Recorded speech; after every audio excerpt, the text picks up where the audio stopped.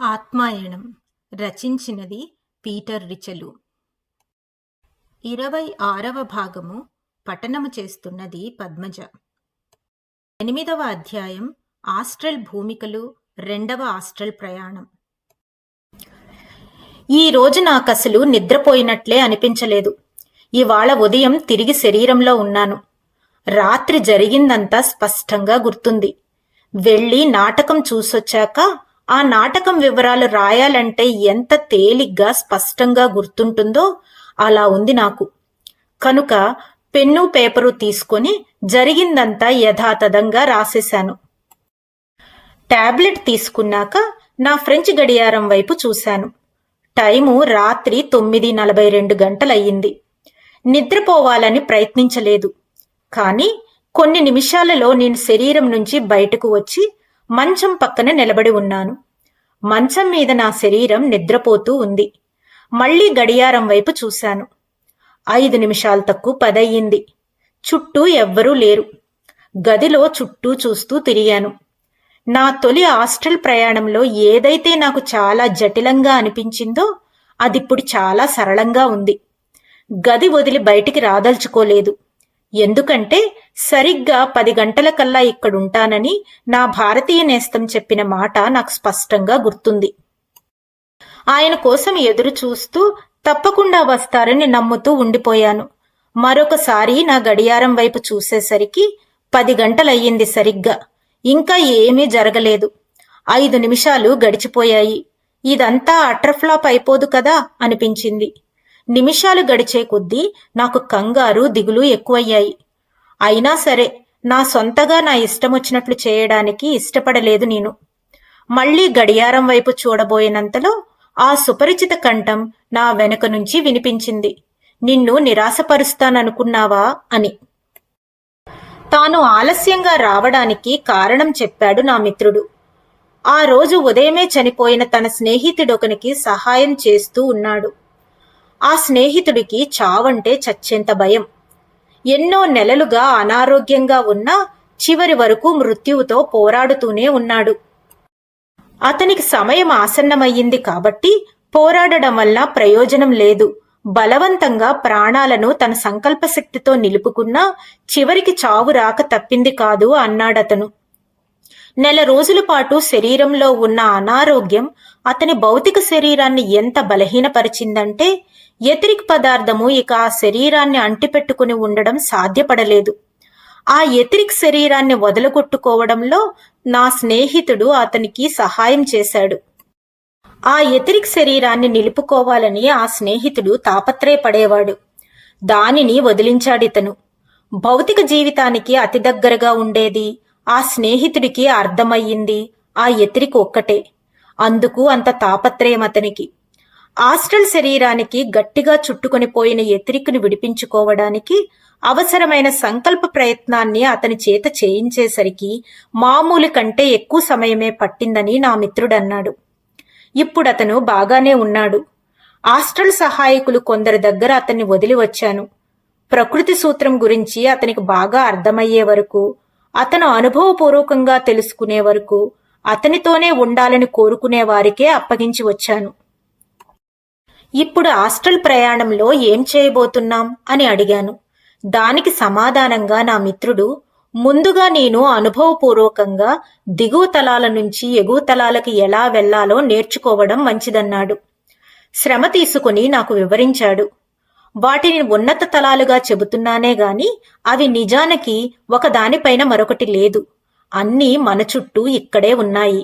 ఆయా తలాల మధ్య భేదం వాటి సాంద్రతను బట్టి ఉంటుంది. మా ఆస్ట్రల్ ప్రయాణం లండన్లో మొదలు పెడదాం అన్నాడు నా మిత్రుడు. సరేనని ఇంతకు ముందులాగానే బయలుదేరాం. కొంచెం సేపటికల్లా క్రింద నేల కనిపించింది. లండన్ మహానగరాన్ని ఇట్టే గుర్తుపట్టేశాను. దానిలో మాకు కనిపించినవేవీ స్పష్టంగా కనిపించలేదు. ఇది నేల, ఇది నీరు అని మాత్రమే తెలిసింది. సీనరీ ఉన్న ఫిల్మును స్పీడుగా తిప్పేస్తే ఎలా ఉంటుందో అలా కనబడింది. అయితే మేము కదలటంలో మా ప్రయత్నమేమీ లేదు. అలా అప్రయత్నంగానే శరవేగంతో సాగిపోయాను. లండన్ చేరుకోవడానికి 1 నిమిషం కూడా పట్టలేదు. అక్కడికి అంత స్పీడుగా వెళ్లినందుకు కొంచెం కూడా ఆయాసం రాలేదు. ఇంతకు ముందులాగానే హైడ్ పార్క్ లో దిగాం. దిగడానికి ఇదే మంచి ప్రదేశం. మేము పికడల్లీ సర్కస్ కి వెళ్లబోతున్నాం. అక్కడే దిగుదామంటే అక్కడి భయంకరమైన ట్రాఫిక్ కి నేను హడలిపోతానేమోనని, ఏ వాహనమైనా నా మీద నుంచి పోతుందని భయపడతానేమోనని, అలా భయపడడం పొరపాటు కనుక హైడ్ పార్క్ లో దిగాం. నేనలా భయపడినట్లయితే ఆ భయం కొలంబోలో మంచం మీద పడుకొని ఉన్న నా భౌతిక శరీరానికి అంది అది వెంటనే ఆత్మగా ఉన్న నన్ను వెనక్కి తనలోకి లాగేసుకునే ప్రమాదముందట. నేను ఆస్ట్రల్ శరీరంలో ఉండగా కలిగిన భయం వల్ల నేను తిరిగి హడావిడిగా మేల్కొనే అవకాశముంది. దానివల్ల మేల్కొనేసరికి గుండె దడదడా కొట్టుకుంటూ ఉండడం, నిజ జీవితంతో పోలికలేని భయంకరమైన పీడకలేదో వచ్చినట్లు అనిపించడం జరుగుతుంది. అంటే నేనేదో బండి కింద పడినట్లు అనిపిస్తుంది. అలాంటి ఆలోచన రావడం వల్ల భయం భౌతిక శరీరం మీద ఎలాంటి ప్రభావం చూపుతుందో అలాగే గుండె దడదడా కొట్టుకుంటుంది. నేల మీదకి దిగుతుండగా చుట్టూ చూశాను. గతంలో ఎప్పుడో నాకు సుపరిచితమైన పరిసరాలివి. సాయం సమయం ఎండగా ఉంది. చాలా మంది బయటకు నడుస్తూ కనిపిస్తున్నారు. తల్లుల్ని, ఆయాల్ని తోడు తెచ్చుకుని పిల్లలు ఆడుకుంటున్నారు. దగ్గర్లోనే విపరీతమైన ట్రాఫిక్ కనిపిస్తుంది. పార్క్ లేన్ అంటే పార్క్ వీధి వెంట పికడెల్లీ వైపుకు, హైడ్ పార్క్ కార్నర్ వైపుకు కార్లు, టాక్సీలు, బస్సులు వరుసలో పోతూనే ఉన్నాయి. ఆక్స్ఫర్డ్ స్ట్రీట్ వెంట నడుద్దామన్నాను. పేవ్మెంట్లు ఆలస్యంగా షాపింగ్ చేసి ఇంటికి వెళుతున్న వాళ్లతోనూ, పని పూర్తి చేసుకుని ఇంటికి వెళుతున్న షాప్ అసిస్టెంట్లతోనూ కిటకిటలాడుతున్నాయి. అయినా మాకు ఎలాంటి ఆటంకమూ కలుగలేదు. ఇంతకు ముందులాగానే ఎవరి భౌతిక శరీరం ద్వారానైనా వెళుతున్నప్పుడు ఒళ్ళు గగురు పొడుస్తోంది. అలా తగిలినందుకు సారీ చెప్పకుండా ఉండడం చాలా కష్టంగా ఉంది. నా మిత్రునికి జనసమ్మర్దం నచ్చదు. అందుకే మనుషులకు 2 గజాల ఎత్తులో తేలుతూ వస్తున్నాడు. కొంచెం సేపట్లో నేను అదే పని చేశాను. పికడల్లీ సర్కస్ దగ్గరికి వచ్చేశాక నేల మీదకి దిగాం. పోయినసారి మనం లండన్ వచ్చినప్పుడు చూసిన దృశ్యాన్ని చూడాలనిపిస్తుందేమో నీకు. ట్రెకెడేరోలో రెస్ట్ రూంలో ఉన్న వాళ్లల్లో నువ్వెవర్నైనా గుర్తుపట్టగలవేమో, చూడాలని ఉందా నీకు అని అడిగాడతను. సరేనన్నాను. లోపలికి నడిచామిద్దరం. స్నేహితుల కోసం ఎదురు చూస్తున్న వాళ్లతో ఇప్పుడిప్పుడే నిండుతూ ఉంది. వెయిటర్లు ఆర్డర్లు తీసుకుంటూ, ఆర్డర్ చేసినవి తెస్తూ హడావిడిగా తిరుగుతున్నారు. అక్కడ నాకు తెలిసిన వాళ్ళెవ్వరూ కనబడలేదు. చార్లెస్ గాని, రాయ్ చాప్మెన్ గాని అడ్రస్లో లేరు. తిన్నదానికి డబ్బులు కట్టనవసరం లేదు కాబట్టి తెగ తిని త్రాగి చాప్మెన్ కి విసుగు పుట్టిపోయిందా అనిపించింది నాకు. కాని నేను ఆ మాట అడగలేదు. నా మిత్రుడు నన్ను రమ్మని సైగ చేశాడు. మేడ మీదకు వెళ్లే ఆలోచన ఉందని నాకు అర్థమయ్యింది. మారు మాట్లాడకుండా అనుసరించాను. పైన కారిడార్లోకి వచ్చాం.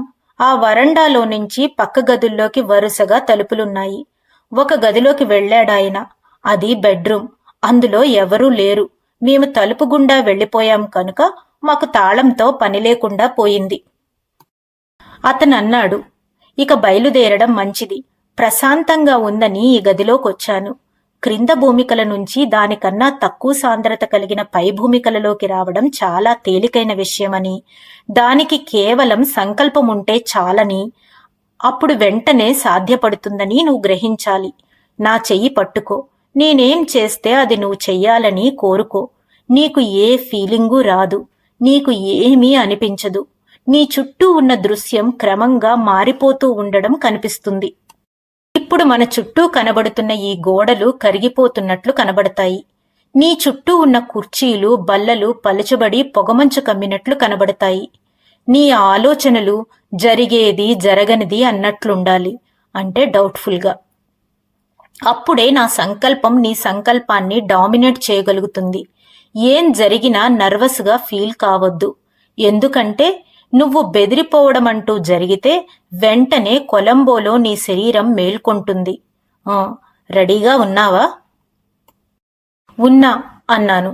నాకు భయమే వేయలేదు, ఆసక్తిగా ఉందంతే. నా మిత్రుని చెయ్యి గట్టిగా పట్టుకున్నాను. అతని సంకల్పం నా మీద పనిచేసేలా చేసుకోవాలని నేను చేయగలిగినంత ప్రయత్నమూ చేశాను. దానితో వెంటనే ఆ గది గోడలు బూజులుగా, అస్పష్టంగా, అలికేసినట్లుగా అయిపోయాయి. కుర్చీలు, బల్లల విషయంలో కూడా అదే జరిగింది. నేను గమనించే లోపులే మేము ఆరుబయట ఒక చిన్న పొలంలో నిలబడి ఉన్నాం. కొద్ది దూరంలో ఒక పక్కా ఇంగ్లీష్ గ్రామం కనిపించింది. ఇప్పుడు విను. దూరంగా ఎక్కడో రణగొణ ధ్వని వినబడుతోంది నీకు. అది లండన్ పట్టణం రణగొణ ధ్వని. నీవు కేవలం ఒకే ఒక భూమిక అవతల ఉన్నావు కాబట్టి అది వినబడుతుంది. ఆ భూమిక లేదా ఈ తలం భౌతిక లండన్కు ఆస్ట్రల్ రూపాలు. ఇది ఆస్ట్రల్ ప్రపంచంలో 2వ తలం. మరణానంతరము మీరు వెళ్లే ఆస్ట్రల్ ప్రపంచంలోని ఎక్కువ సాంద్రత కలిగిన ప్రదేశం కన్నా ఇక్కడ సాంద్రత తక్కువగా ఉంటుంది. మనం కొంత దూరం ప్రయాణం చేద్దాం. నేను చెప్పేది అప్పుడు నీకు బాగా అర్థమవుతుంది అన్నాడతను. ఈ భాగాన్ని ఇక్కడితో ముగిస్తున్నాను. మరొక భాగంలో మళ్ళీ కలుద్దాం. అంతవరకు సెలవు.